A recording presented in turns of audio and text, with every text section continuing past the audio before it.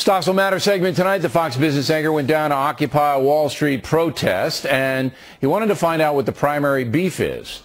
Here's a sample. You lie, Stossel! You lie all the time! I've heard you on TV! I know that you lie! Shame on you! Shame on you! Shame on you! Shame on you! I'm here to stop Fox's corruption because you're all corrupt. How am I corrupt? Your whole station's corrupt. How? How? You're a puppet. That's what you are. Here now, Stossel. The guy with the beard. What, because I'm a puppet? Well, that's what he said. Okay. The guy with the beard, that's your uncle, isn't it? Isn't it Uncle Alf? There are some people who are really inflamed. I know. What are they angry about? They just are... I don't know. You don't know? How can they... You went down there. I was going to have a good discussion about capitalism. And you came Some back of the people wanted to talk. Know? You don't know why they're angry about everything. There's this just visceral hatred of Fox News and of me. I mean, I'm a libertarian. I should agree with these guys about some stuff. I agree that the banks shouldn't be bailed out. Down there. Okay, look. So you don't know what their beef is, and Doug. Well, they have 100 beefs. All right, and that's true. They all have their own little beefs. Doug Schoen took a poll. You know, he's a former Kling. He wrote an article in the Wall Street Journal, and you guys all should read that article, Doug's article today.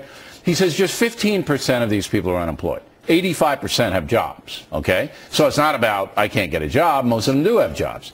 Then he says that most of them are radical leftists. They hate capitalism, want to burn the system down. That's the commonality here. They want forced redistribution of wealth. I'm not arguing with that. I think that's what it is, right?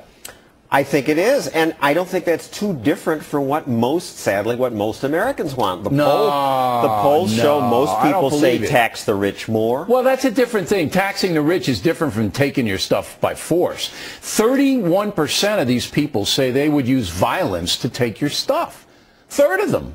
I mean, that's creepy, but let's not do too much heavy breathing here.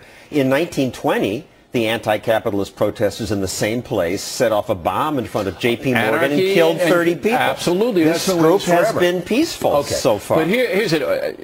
You're a little younger than me or a little older? What? Older, sadly. You're older. I look younger. Right. Well, you've had all that surgery.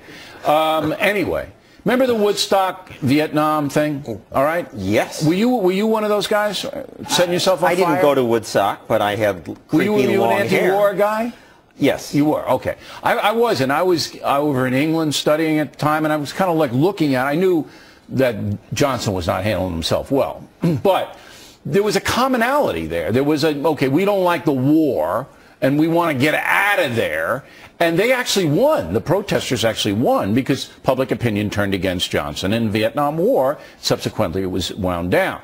Was that the best thing for the country? Yes, we trade with Vietnam. Well, yeah, but millions of people were killed in Cambodia and Vietnam because of our leaving there, and that should always be remembered. And the sacrifice of our soldiers was never properly honored.